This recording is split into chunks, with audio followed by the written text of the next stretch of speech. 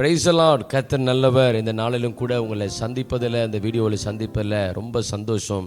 தேவன் உங்களை ஆஸ்வதிப்பாங்க. இந்த நாளில் ஒரு முக்கியமான ஒரு கேரக்டர் கொடுத்து நம்ம பார்க்க போகிறோம். இஸ்ரவேலிலே அரசாண்ட ஒரு ராஜாவுடைய பையன் மனாசே என்கிற ராஜாவுடைய பையன் பேர் தான் யோசியா ராஜா. இவர் 31 வருஷம் எருசலேமை அரசாண்ட ஒரு மனிதனாய் காணப்படுகிறார்.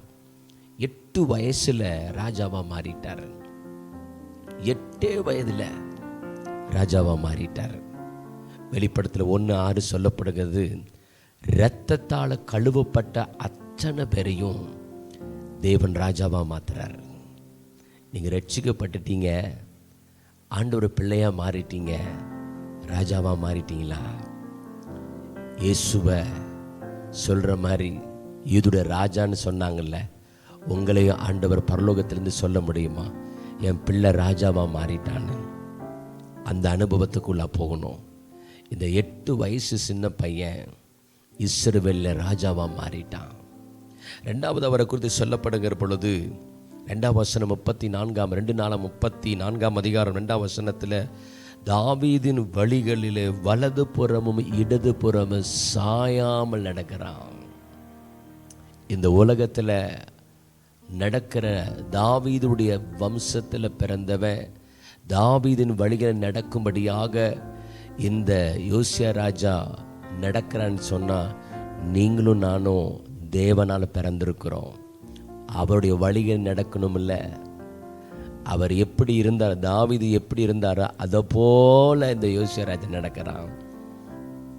நம்ம தாவீதின் வம்சத்தில் பிறந்தாலும் நம்முடைய வம்சம் கிறிஸ்து, அப்படி வித்து தேவனால் பிறந்தவனாக இருக்கிறோம். அதனால் நம்மளும் அவர் நடந்த வழிகளில் நாமும் அவருடைய வசனத்தின்படி வலதுபுறமும் இடதுபுறமும் சாயாமல் நடக்கணும். அப்படிப்பட்ட ஒரு வாழ்க்கையை தேவன் எதிர்பார்க்கிறார். 3ஆவதான சொல்லப்படுகிறது, தேவனை தேட ஆரம்பிக்கிற 8 வயசில் இந்த ராஜாவாகிற குட்டி பையன் தேவனை தேடுறாரு. தேவ சமூகத்தை ஓடி ஓடி தேடுறாரு. தேவ சமூகத்தில் அதிகமாக தேடுறாரு. தேசத்தை ஆளுகணும், தேசத்தின் சவாலை சந்திக்கணும், அத்தனை ஜனங்களை நடத்தணும், யுத்தங்களை பார்க்கணும், தேவைகளை சந்திக்கணும். எங்கே போய் நிற்கிறது? 8 வயசு பையனுக்கு எப்படி தேசத்தை ஆளுகிற அந்த திறமை வரும்? ஒன்று மாத்திரம் புரிந்து கொண்டான், தேவ சமூகத்தை நித்தமும் தேடினா. நீங்கள் தேட ஆரம்பிங்க, உங்களுக்கு எல்லா ஆல் த ரிசோர்ஸஸ் தேவன் நிச்சயம் உங்களுக்கு கொடுப்பார். 4வது வாசிக்கிறோம், அவரை குறித்து தேசத்தில் காணப்பட்ட எல்லா பலிபீடங்களையும் விக்கிரக தோப்புகளையும் வெட்டி சுத்திகரித்தான். ரொம்ப முக்கியமானது. ஆவிக்குரிய வாழ்க்கையில் எதெல்லாம் பலிபீடம் இருக்குது, அந்நிய பலிபீடம் எங்கெல்லாம் இருக்குது, தேவையில்லாத தோப்பு விக்கிரகம் எங்கே இருக்குது?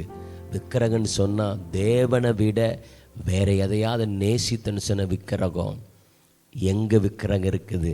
வெட்டி சாய்ங்க, தேவன் ஆசீர்வதிப்பார்.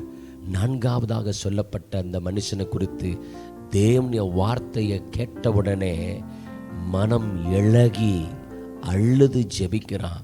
கர்த்தர் ஜெபத்தை கேட்டார். அதை போல் வேதத்தை வாசிக்கும் பொழுது இருதயம் இளகணும். இருதயம் இளகி தன்னை ஒப்பு கொடுத்து கர்த்தருக்கு முன்பதை தாழ்த்தணும். அப்படி தாழ்த்துனீங்கன்னா கர்த்தர் நிச்சயமாக உங்களை ஆசீர்வதிப்பார். அவர்கள் போல நாமும் நடக்கும் பொழுது தேவன் எல்லா விதமான ஆசீர்வாதங்களையும் கர்த்தர் கொடுத்து உங்களை ஆசீர்வதிப்பாராக. ஆமென்.